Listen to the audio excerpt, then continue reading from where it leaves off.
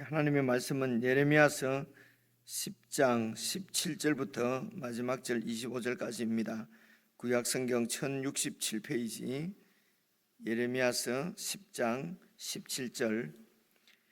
에워싸인 가운데에 앉은 자여, 내 짐꾸러미를 이 땅에서 꾸리라. 여호와께서 이와 같이 말씀하시되, 보라, 내가 이 땅에 사는 자를 이번에는 내던질 것이라.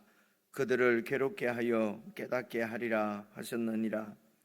슬프다 내 상처여, 내가 중상을 당하였도다. 그러나 내가 말하노라. 이는 참으로 고난이라. 내가 참아야 하리로다. 내 장막이 무너지고 나의 모든 줄이 끊어졌으며 내 자녀가 나를 떠나가고 있지 아니하니 내 장막을 세울 자와 내 휘장을 칠 자가 다시 없도다. 목자들은 어리석어 여호와를 찾지 아니하므로 형통하지 못하며 그 모든 양떼는 흩어졌도다. 들을지어다. 북방에서부터 크게 떠드는 소리가 들리니 유다 성읍들을 황폐하게 하여 성냥이의 거처가 되게 하리로다. 여호와여, 내가 알거니와 사람의 길이 자신에게 있지 아니하니 걸음을 지도함이 걷는 자에게 있지 아니하니이다. 여호와여, 나를 징계하시되 너그러이 하시고 진노로 하지 마옵소서. 주께서 내가 없어지게 하실까 두려워하나이다. 주를 알지 못하는 이방 사람들과 주의 이름으로 기도하지 아니하는 족속들에게 주의 분노를 부으소서. 함께 읽겠습니다. 그들은 야곱을 씹어 삼켜 멸하고 그의 거처를 황폐하게 하였나이다 하니라. 오늘 말씀도 예루살렘의 멸망을 이렇게 확정적으로 하나님께서 이미 예루살렘의 멸망을 확정하신 것을 백성들에게 이렇게 선포하고, 이제는 이런 이스라엘 백성들이 기대하는, 그러니까 극적인 어떤 반전, 극적인 구원은 기대하지 말고 유배를 준비하라는 것입니다. 그게 17절 말씀이거든요. 에워싸인 가운데에 앉은 자여, 그러니까 지금 포위되어 있는 이런 상황을 이렇게 표현하고 있습니다. 그렇게 되면 내 짐꾸러미를 이 땅에서 꾸리라, 유배를 준비하라는 것이죠. 여러분, 그 예레미야 또 에스겔서에서도 이렇게 상징 행위로 에스겔이 이렇게 유배가는 이런 짐을 꾸려서 이렇게 포로로 끌려가는 이런 모습을 재현하고 하는 이런 말씀을 우리가 에스겔서에서도 살펴보았지 않습니까? 이 말씀이 예레미야서도 마찬가지입니다. 내 짐꾸러미, 포로로 잡혀갈 그런 짐을 꾸리라는 것입니다. 18절. 여호와께서 이같이 말씀하시되, 보라, 내가 이 땅에 사는 자를, 예루살렘 백성들을, 유다 백성들을 이번에는 내던질 것이라. 그들을 괴롭게 해서 깨닫게 하리라. 깨닫도록 괴로움을 주리라. 이제 이런 말씀입니다. 그래서 역사적으로는 제가 이게 연도 이런 것을 가끔씩 이렇게 말씀을 드리는데요, 성경의 큰 사건으로 나오는 것이, 여러분, 히스기야 왕 때, 그때만 히스기야 왕이 통치할 때가 700년 되니까요. 700년 그때는 이제 아수르가 이러면 609년 10년 이때 멸망하니까요. 한 701년에 아수르가 그 당시에는 제일 강대국 제국이었거든요. 그래서 아수르의 여러분 산헤립이라고 하는 왕, 우리가 열왕기 하나 또 이사야서 읽어보면 산헤립 왕이라고 나옵니다. 그래서 아수르가 그때 이제 세계를 제패하고 있을 때에 이제 유다를 쳐들어옵니다. 그래서 유다의 많은, 물론 북쪽 이스라엘은 721년에 멸망했기 때문에 멸망을 했고요. 유다만 남아 있을 때 701년이니까요. 그때에 이제 그러니까 이런 아수르 제국, 이런 제국이 쳐들어오면은 이런 유다 같은 자그마한 나라는 속수무책입니다. 어떻게 할 수가 없이 그냥 멸망 당하는 거죠. 그래서 그런 제국과 이런 봉신 조약을 맺습니다. 이렇게 우리가 그냥 내가 왕이지만은 당신을 왕으로 섬기겠습니다. 이렇게 해서 이제 강대국 왕을 주인으로 이렇게 섬기고 그냥 살아남는 거지요. 그래서 작은 나라의 왕은 왕이지만 사실은 큰 제국의 어떤 봉신, 그러니까 신하, 나라로서 그냥 그렇게 명맥만 유지해 가는 것입니다. 세상이 이렇습니다. 우리가 막 왕질을 하고 해도 사실은 사탄이 이 세상을 지배하는 왕이지요. 거기에 지배를 받으면서 그저 목숨만 부지하고, 그리고 그 제국의 황제로부터 조그마한 권력 얻어서 이제 그 자기 백성을 다스리고 그렇게 그 이제 출세라고 생각하고 그것을 성공이라 생각하고 그렇게 살아가는 것이 세상 나라의 모습입니다. 이런 세상 가운데서 하나님이 유다를 구원하시고 우리를 구원하셔서 하나님께서 그 영광 창조주시오 구원자시오 그런 영광스러운 하나님께서 우리를 백성 삼으시고 다스리는 나라, 영적인 나라지요. 이 나라가 메시아 왕국이고 이 나라가 오늘 신약 시대에 이렇게 눈에 보이도록 드러난 것이 바로 교회입니다. 그래서 교회의 머리는 예수 그리스도시고 교회는 예수께서 왕으로 다스리시는 하나님의 나라라는 것이죠. 그러니까 이 땅에 살 때는 뭐 세상하고 별로 다른 것, 유다 백성이나 이스라엘 백성이 주위에 있는 다른 백성들과 다름이 하나도 없습니다. 이들이 하나님을 떠나면 똑같은 민족이에요. 그런데 그곳에 성전이 보여주듯이 하나님이 그 백성들 가운데 계시면서 그 백성들을 통치하시는 하나님의 통치가 드러날 때에 그때 이 백성들이 세상과 완전히 다른 거룩한 제사장 나라로서 그렇게 그 하나님의 영광을 드러내며 정말 복되게 정말 온 민족 가운데서 가장 빼어난 민족으로 최고의 그 민족으로 이제 그렇게 하나님이 세우셔서 그리고 이 시온산으로 모든 민족들을 모아서 하나님이 통치하시는 영원한 하나님 나라를 세우시려고 하는 하나님의 계획, 하나님의 언약이지요. 이 언약을 이스라엘 백성들이 잃어버리면은 여러분 그 다른 백성하고 똑같거든요. 하나님께서 당신 아들을 십자가에 처형하시고 부활시키셔서 세우신 나라입니다. 이게 교회입니다.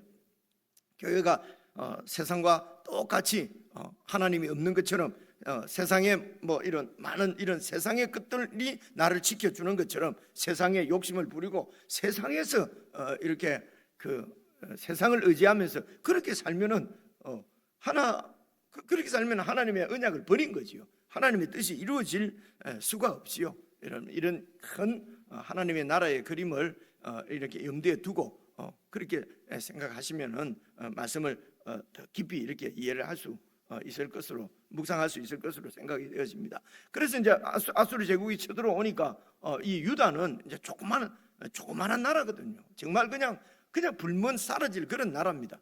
그래서 아수르 왕에게 항복을 하고 정말 아수르를 섬기면서 이전에 애굽에서 바로 왕을 섬기면서 그렇게 노예로 살았던 것처럼 아수르 왕을 섬기면서 살 수밖에 없는 이제 그런 상황입니다. 이때에 활동한 선지자가 이름 이사야거든요. 그래 이사야 선지자가 와서 하나님을 의지하라.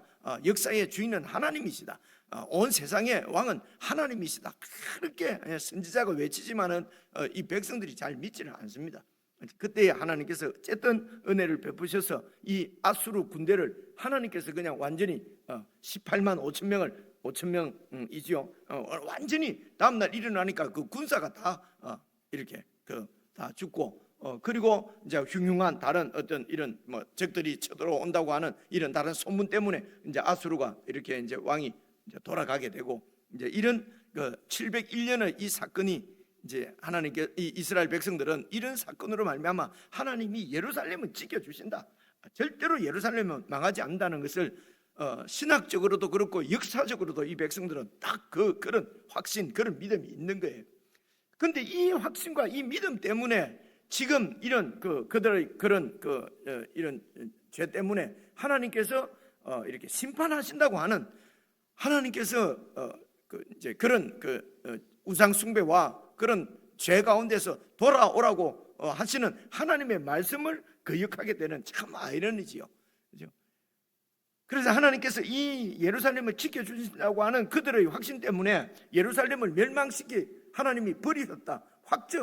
심판이 확정되었다고 하는 그 예레미야의 경고를 받아들이지는 않는다는 말입니다. 이런 부분을 잘 이해를 하시면 좋겠습니다. 그래서 18절 보시면 여호와께서 말씀하시되 내가 이 땅에 사는 자를 이번에는 내들진 것이라. 그리고 역사적으로는 여러분 597년의 지금 에스겔과 여호야긴 왕이 지금 다 포로로 잡혀가 있는 이때는 이제 아수르가 아니고 이제 바벨론이 쳐들어온 거거든요. 이미 아수르 제국은 멸망하고 이제 왜냐 597년 500년 되니까요. 그래서 쳐들어와서 왕이 여러분 말씀드립니다만 왕이 이렇게 포로로 잡혀갔다면 이미 그 나라는 멸망한 거죠. 왕을 잡아가고 이 느부갓네살 왕이 다른 왕을 세운 것이거든요. 그럼 이미 유다는 멸망을 했습니다. 그래서 이런 이미 멸망했다. 하나님을 의지해야 된다. 하나님께로 돌이켜야 된다라고 예레미야나 에스겔 선지자가 그렇게 하나님 말씀을 전하는데도 시드기야 왕과 그 위정자들, 목자들은 이 하나님의 경고를 듣지 않습니다.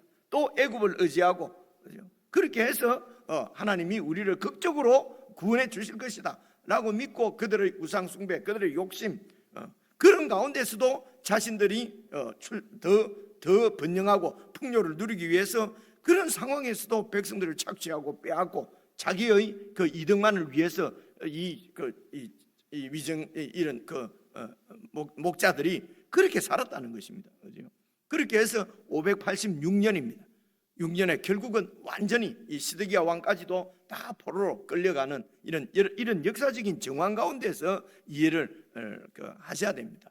이렇게 하나님이 이 백성들을 심판할 수밖에 없으신 그런 하나님의 마음이 당신의 아들을 십자가에서 심판하시게 되는 것이거든요. 그렇습니다. 그래서 그들을 괴롭게 해서 깨닫게 하리라. 하나님께서 이 백성들을 예루살렘의 멸망을 이렇게 확정하시는 이유는 끝장을 자기 백성을 끝장내시려는 것이 아니고 괴롭게 해서 깨닫게 하시려고 하는 것이 이것이 하나님의 마음입니다. 이게 헤세드지요. 하나님의 인애고 하나님의 사랑이고 하나님의 자비입니다. 그래서 우리가 기대할 것은 이런 하나님의 자비입니다.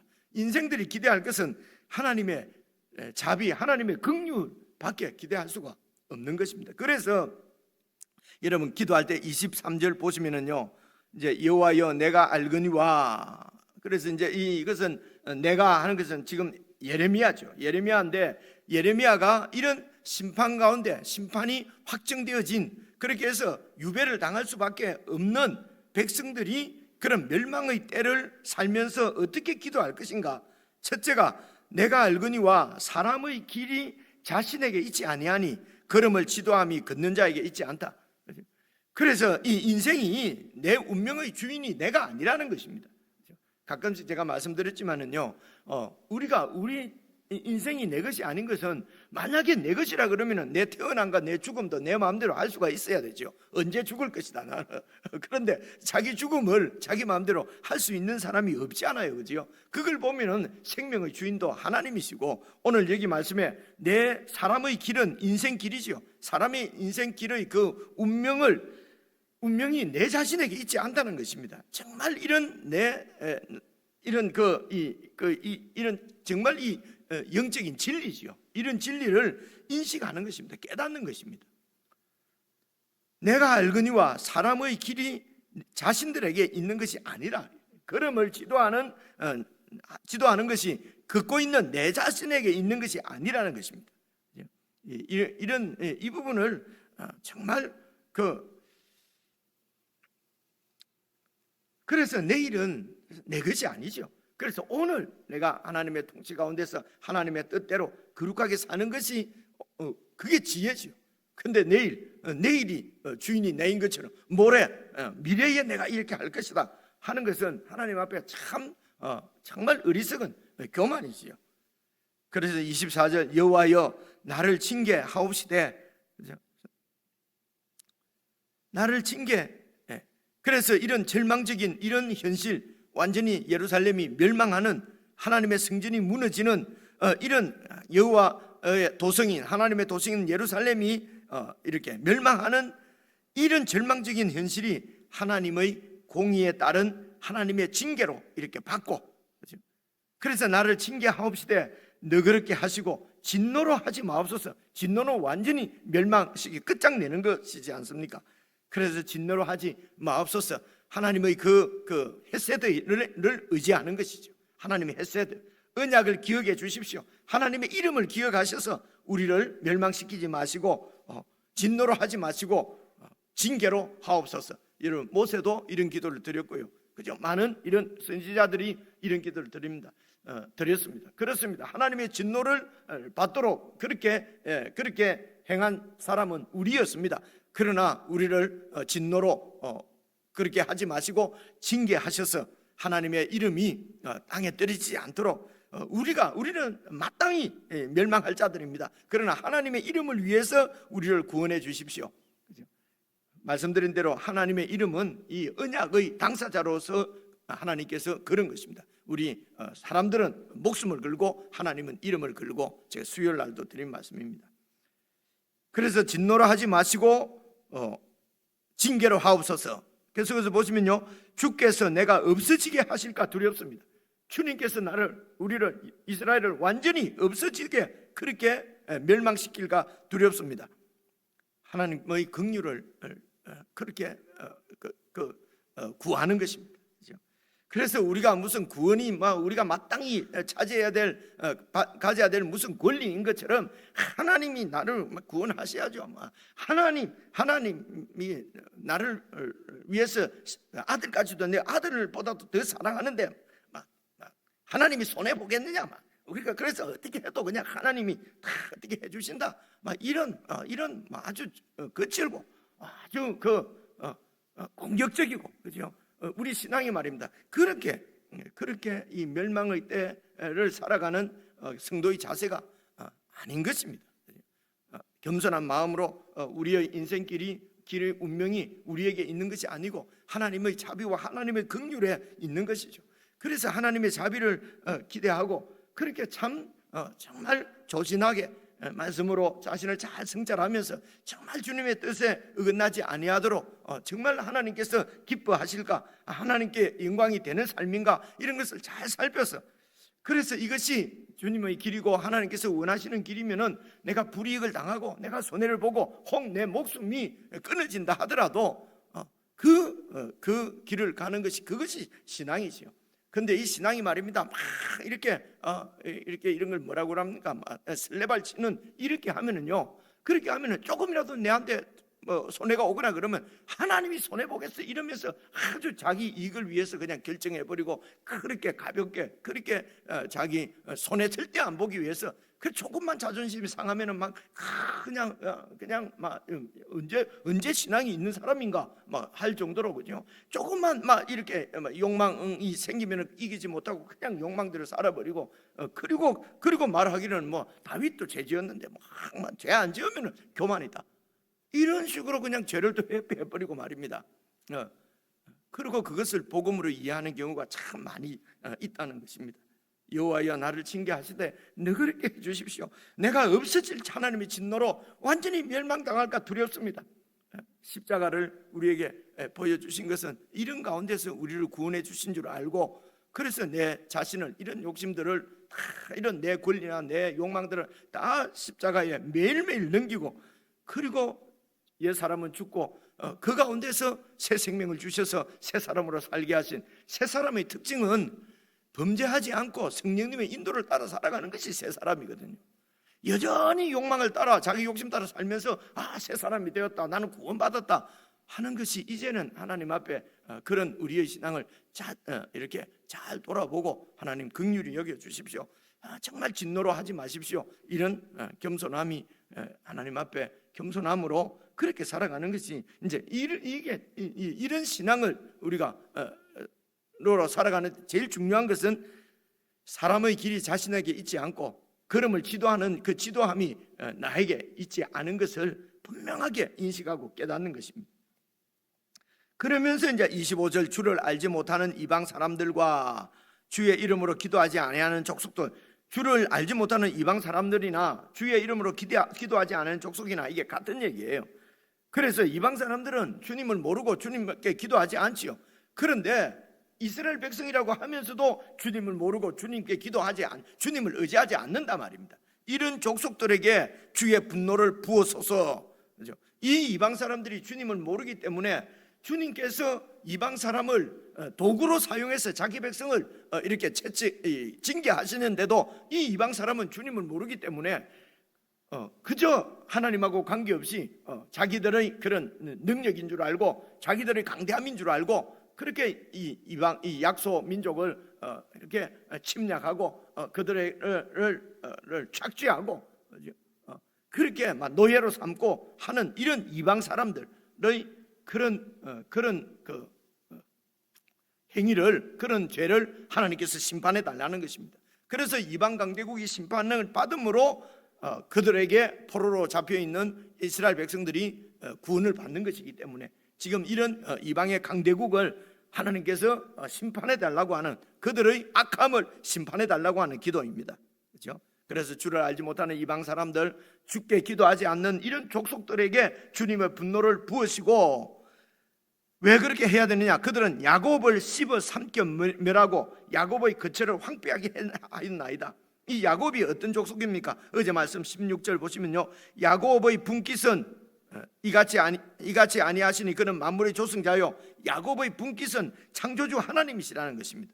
그리고 이 야곱의 분깃인 이스라엘은 하나님의 기업의 지파라는 것이죠. 16절에. 그렇기 때문에 그런 하나님의 그 기업을 짓밟은 이 이방 사람들, 주를 알지 못하는 이방 사람들, 주의 이름으로 기도하지 않은 저 족속들을 분노로 심판해야 하시고, 그리고 우리들에게는 진노로 하지 마시고 긍휼을 베풀어 주십시오.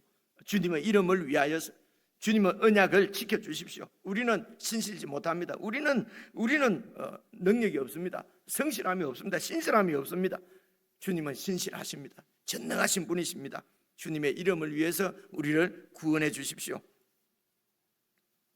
이제 이런 것이 우리가 기도할 때도 예수님 이름으로 기도하고, 또 예수님의 이름으로 그렇게 하나님의 자비를 구하고 하는 신앙의 본질이지요.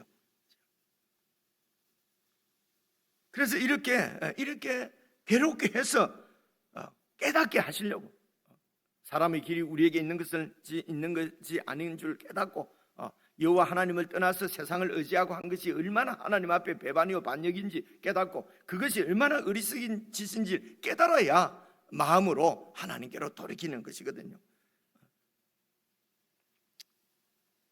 자, 19절입니다. 19절 보시면요, 그래서 슬프다. 이것은 이제 이 하나님 말씀대로 이 그 백성이 멸망당하는, 유다가 예루살렘이 멸망당하는 이런 모습을 보고, 그리고 물론 미래에 있을 일이죠. 그러나 하나님 말씀이 확정적으로 임하셨기 때문에 이것은 이런 것을 이제 연자적인 미래 뭐 이렇게 표현을 하거든요. 그 뭐 신학적으로는 그렇게 말을 합니다. 그러니까 미래에 일어날 일이지만 하나님께서 말씀하셨기 때문에 지금 일어난 것처럼. 그래서 슬프다 내 상처여, 내가 중상을 당하였도다. 그러나 내가 말하노라 이는 참으로 고난이라, 내가 참아야 하리라. 이 말씀은요, 이 말씀은 잘 앞뒤를 살펴보면은, 여러분 이 고대 말에는, 이번이 말에는 그냥 주어만 나와 있고 동사가 없고 이런 경우가 많습니다. 그냥 전쟁이, 그리고 이렇게 넘어가면은 이제 번역을 할 때 전쟁이 일어났도다 이렇게 뒤에 이런 말은 이제 사실은 그 번역자, 여러분 히브리 말이요 모음이 없습니다. 원래 히브리 말은요, 그죠? 그냥 지금 우리 자음만 있어요. 기역, 이영, 지읒 이러면은 이게 뭔가, 그죠? 근데 이게 이제 그거 쓰는 사람도 아는 거예요. 이 강아지 이렇게. 그러니까 이제 이런 것도 이제 잘 이렇게 이런 배경들을 생각을 하시면은 이게 좋을 것 같아요. 그래서 그런 내가 말하노라 이는 참으로 고난이라, 내가 참아야 하리라, 이런 고난쯤은 내가 참아낼 수 있다고 백성들이 생각을 한 거예요. 그죠? 이런 고난들은 내가 지금까지 하나님이 우리를 도우셨고 또 하나님 얘기를 하는 거죠. 그래서 이런 고난은, 이런 정도의 고난은 참아낼 수 있다고 그렇게 내가 생각을 했지만은, 그러나 하나님의 그 심판이 임하는 걸 보니까 내 상처, 내 중상이 너무도 내 상처가 중상이라는 것입니다. 그렇죠? 그래서 내가 참아낼 수 있다고 했는 것이 얼마나 교만인지요. 하나님이 우리를 징계하셔도 나 참아낼 수 있다 라고 했지만은, 그러나 내 상처가 너무도 큰 상처였다는 것입니다. 이 상처는 하나님의 심판이 임했을 때에 그 상처가 너무도 컸는데, 그 중상의 내용이 20절입니다. 내 장막이 무너지고 나의 모든 줄이 끊어졌고, 장막이 무너지는 것은 이런 육신의 목숨이 죽는 것을 표현할 수도 있고요, 내 집이 완전히 다 무너진 것입니다. 나의 신앙의 모든 줄이 다 믿고 있던 것이 다 끊어졌다는 것입니다. 그리고 실제적으로 또 내 집안도, 내 자녀가 나를 떠나가고 다 죽은 것입니다. 있지 아니하니. 그래서 내 집을 다시 세우고 내 왕국을 다시 세울 자와 내 휘장을 칠 자가 다시는 없도다. 다 멸절 전멸 당했다는 것입니다. 21절 목자들은 이 지도자들이죠. 지도자들은 어리석어서 여호와를 찾지 않기 때문에 여호와 하나님께서 이 목자들에게 자기 백성을 맡겨주셨는데 하나님께서 맡겨주신 그런 이 양들을 잘 이렇게 섬기는 것이 그들의 책임인 줄 깨닫지 못하고 그저 그것을 권력으로 권세로 삼아서 양들을 착취하고 빼앗고 그리고 평안하다, 전쟁은 없다, 하나님이 지켜주신다 이러면서 그래서 그렇게 여호와를 찾지 여호와의 이름으로 여호와를 찾지 않았기 때문에 형통하지 못하고 그 모든 양떼들이 다 흩어져 버렸다는 것입니다. 이거는 이미 내 진꾸러미를 꾸려라 이런 말씀하고 다 연결해서 예루살렘의 멸망을 지금 예언하는 예레미야의 예언입니다. 그래서 그 예루살렘이 22절 들을지어다 북방에서부터 크게 떠드는 소리, 늘 북쪽이라고 생각했거든요. 이제 실제적으로 지도를 보면 동쪽인데 이 동쪽에서 쭉 여러분 그게 이제 초생달이라고 그럽니다. 그죠? 그 강을 따라서 안 그러면 다 사막이니까 이 군대가 움직일 수가 없어요. 그래서 쭉 이제 길을 따라서 이렇게 오게 되면은 이제 북쪽에서 내려오게 되는 거거든요. 그래서 하나님의 심판이 강대국 이방 민족을 통해서 이렇게 임할 때는 다 심판이 북쪽에서 온다 이렇게 그 성경에 다 표현이 되어 있습니다. 그래서 22절 보시면은요 북방에서부터 크게 떠드는 소리, 쳐들어오는 소리입니다. 소리가 들리니 유다 성읍들을 황폐하게 하여 성량의 거처가 되게 하는 이방 이런 바벨론의 침략이 바로 있을 것이다. 그렇지만 그것은 강대국 바벨론에 의해서 멸망당하는 약소국이 아니라 하나님께서 자기 백성을 징계하시는 심판하시는 하나님의 전쟁이라는 것입니다. 그렇기 때문에 하나님께 겸손한 마음으로 하나님의 자비를 구하라 하는 것이 23절부터 우리가 살펴본 말씀입니다. 개인적으로 묵상하시겠습니다. 묵상하실 때에 십자가의 의미와 그 가운데서 다시 부활한 부활 생명이 어떤 의미를 갖고 있는지를 연결해서 잘 묵상을 하시고 오늘 우리가 어떻게 주님을 믿고 신앙생활을 해야 될 것인지도 크게 교훈을 얻는 그런 묵상의 시간이 되었으면 좋겠습니다. 우리 개인적으로 묵상하십시다.